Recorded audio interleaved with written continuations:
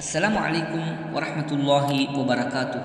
அன்பின் இஸ்லாமிய சகோதர சகோதரிகளே, நாம் செய்யக்கூடிய ஒவ்வொரு நல்லமல்களும் நற்காரியங்களும் பிறருக்கு காண்பிப்பதற்காக வேண்டியோ அல்லது முகஸ்தூதிக்காக வேண்டியோ அமைந்துவிடக்கூடாது. நாம் செய்யக்கூடிய ஒவ்வொரு அமலும் அல்லாஹு தாலாவின் பொருத்தத்தை நாடியதாகவே அமைய வேண்டும். எப்பொழுது நாம் செய்யக்கூடிய அமல்கள் அல்லாஹு தாலாவின் பொருத்தத்தை நாடியதாக அமைகிறதோ அப்பொழுது அல்லாஹு தாலா அதற்கு கொடுக்கக்கூடிய கூலியும் வெகுமதியும் மிகவும் பெரியதாகவே அமைகிறது.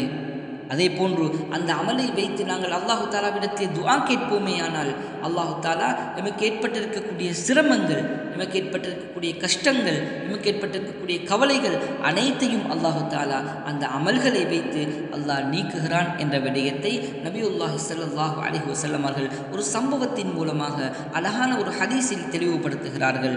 அப்துல்லா இப்னு உமர் ரலியல்லாஹு அன்ஹுமா அவர்கள் அறிவிக்கின்றார்கள், ரசூலுல்லாஹி ஸல்லல்லாஹு அலைஹி வஸல்லம் அவர்கள் கூற நான் செவியுற்றேன்.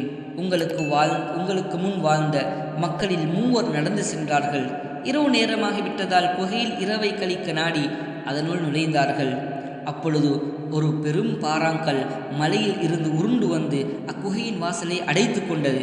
அப்பொழுது அவர்கள் ஒருவருக்கொருவர், நீங்கள் ஒவ்வொருவரும் உங்கள் அமல்களை கொண்டு அல்லாஹு தாலாவிடம் துஆ செய்தாலே தவிர இப்பாறாங்கல்லில் இருந்து நீங்கள் ஈடேற்றம் பெற முடியாது என்று கூறிக்கொண்டார்கள். அப்பொழுது அவர்களில் ஒருவர், யா அல்லாஹ், எனக்கு வயது முதிர்ந்த பெற்றோர்கள் இருந்தனர். அவ்விருவரையும் முந்தி என் குடும்பத்தினருக்கோ என் அடிமைகளுக்கோ நான் பாலை புகட்ட மாட்டேன். ஒரு நாள் நான் இலையுள்ள மரங்களை தேடி காட்டில் வெகு தூரம் சென்று விட்டேன். இரவில் வெகு நேரம் கழிந்து விட்டது. அவ்விருவரும் உறங்கிய பின்னரே நான் வீடு திரும்பினேன். அவர்களுக்கு பால் புகட்டுவதற்கு பாலை கறந்தேன். அப்பொழுது அவ்விருவரும் உறங்கிக் கொண்டிருந்தார்கள். அவர்களை உறக்கத்திலிருந்து எழுப்புவதையும் அவர்களுக்கு முந்தி என் குடும்பத்தினர்களுக்கும் என் அடிமைகளுக்கும் பாலை புகட்டுவதையும் நான் விரும்பவில்லை. பால் கோப்பையை கையில் ஏந்தியவனாக அவர்கள் தூக்கத்தில் இருந்து விழிப்பதை எதிர்பார்த்து கொண்டிருந்தேன்.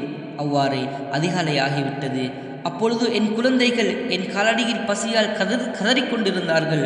அதிகாலையில் அவ்விருவரும் எழுந்து பாலை பருகினார்கள்.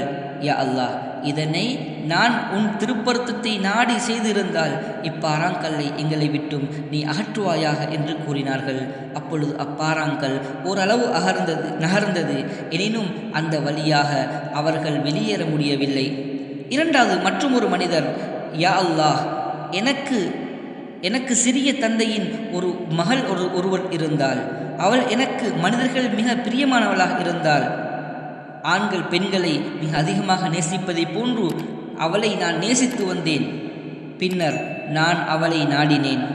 எனினும் அவள் எனது ஆசைக்கு இணங்க மறுத்துவிட்டாள். பின்னர் ஒரு பஞ்சமான காலம் ஏற்பட்டது. அப்பொழுது அவள் என்னிடம் வந்தாள்.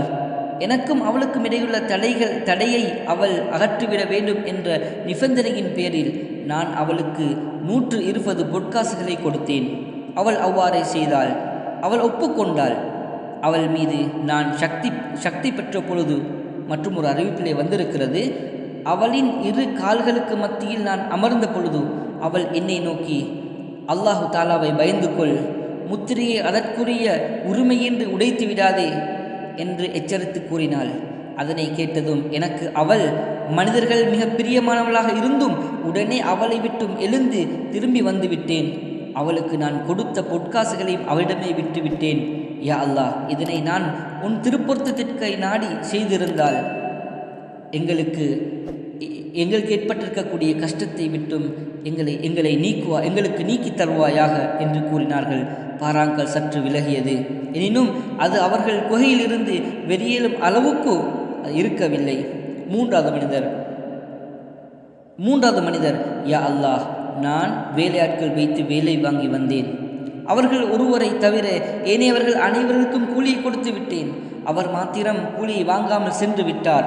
எனினும் அவரது கூலியை நான் தனியாக ஒதுக்கி வைத்து வந்தேன். அதிலிருந்து பல செல்வங்கள் பெருகின. சில காலங்களுக்கு பிறகு அவ்வேலைக்காரர் என்னிடம் வந்து, அல்லாஹு தாலாவின் அடியானே, எனது கூலியை எனக்கு தருவீராக என்று கேட்டார். அதற்கு நான், இதோ நீர் பார்க்கும் இவ்வொட்டகைகள் மாடுகள், ஆடுகள், அடிமைகள் அனைத்தும் உனது கூலிதான் என்றேன். அதற்கு அவர், அல்லாஹு தாலாவின் அடியானே, நீர் என்னை கேலி செய்யவில்லையே என்று கேட்டார். கேலி செய்யாதீர் என்று சொன்னார். அன்னார், அதற்கு நான் உம்மை கேலி செய்யவில்லை என்று கூறினேன். அவர் எல்லா பொருட்களையும் எடுத்து சென்றார். அதிலிருந்து அவர் எப்பொருளையும் விட்டு செல்லவில்லை. யா அல்லாஹ், இதனை நான் உன் திருப்பொருத்தத்தை நாடி செய்திருந்தால் எங்களுக்கு ஏற்பட்டிருக்கும் இக்கஷ்டமான நிலையை நீ எங்களை விட்டு அகற்றுவாயாக என்றார்கள். அதனைத் தொடர்ந்து அப்பாறை முழுமையாக நகர்ந்து அவர்கள் அனைவரும் அக்குகையிலிருந்து வெளியேறி சென்று நடந்து விட்டார்கள். இந்த ஹதீஸ் புகாரி முஸ்லிமிலே பதிவாகி இருக்கிறது. கண்ணியமானவர்களே, ஒவ்வொரு அமலும் ஒரு தாய் தந்தையை மதிக்கக்கூடிய, தாய் தந்தையருக்கு கண்ணியம் கொடுக்கக்கூடிய, தாய் தந்தையரை தனது குழந்தைகளை விட, தனது அடிமையாளர்களை விட, தனது மனைவியை விட தாய் தந்தையரை மதிக்கக்கூடிய ஒரு நல்ல ஒரு மனிதன் அல்லாஹுக்காக வேண்டி அந்த அமலை செய்தார். அல்லாஹு தாலா பெரிய கஷ்டத்திலிருந்து அல்லாஹு தாலா நீக்கினான். இரண்டாவது மனிதர், ஒரு பெண், தனக்கு விருப்பமான பெண், தன்னுடைய ஆசையை நிறைவேற்ற இடமளித்த பின்பும் அல்லாஹு தாலாவை பயப்பட வேண்டும் என்ற அல்லாஹு தாலாவின் அச்சம் அந்த மனிதனை தடுத்தது. அதன் காரணமாக அது அல்லாஹுக்காக வேண்டி மாத்திரம் அவர் அதனை விட்டு சென்றார். அந்த பாவத்தை விட்டும் தப்பிக்கொண்டார். அல்லாஹு தாலா அதன் மூலமாகவும் அவருடைய கஷ்டத்தை அல்லாஹு தாலா நீக்கி கொடுத்தான். அது மாத்திரமல்லாமல் ஒரு எல்லா மனிதர்களுக்கும் எல்லா மனிதர்களையும் வேலையாட்களை வைத்த அனைவருக்கும் கூலியை கொடுத்து விட்டார். ஒரு மனிதனுடைய கூலியை மாத்திரம் வைத்திருந்த மனிதர் அந்த கூலியை பெருக்கி அனைத்து ஆடு மாடு ஒட்டைகளை எல்லாம் சேர்த்து வைத்திருந்தார். திரும்பி கேட்ட நேரத்தில் எந்த ஒன்றையும் குறைக்காமல், எந்த ஒன்றையும் அநியாயம் செய்யாமல், யாருக்கும் அநியாயம் செய்யாமல் அவர் அந்த கூலி எல்லாத்தையும் அந்த மனிதத்தில் கொடுத்து விட்டார். அந்த மனிதரும் எல்லாத்தையும் எடுத்து சென்று விட்டார். இது அல்லாஹுக்காக வேண்டி மாத்திரம் செய்திருந்தார். அந்த அமலை வைத்து அல்லாஹு தாலாவிடத்தில் துஆ கேட்ட பொழுது அல்லாஹு தாலா அந்த துஆவை அல்லாஹ் ஏற்றுக்கொண்டு அவரையும் அல்லாஹ் சிரமத்திலிருந்து பாதுகாத்திருக்கிறான்.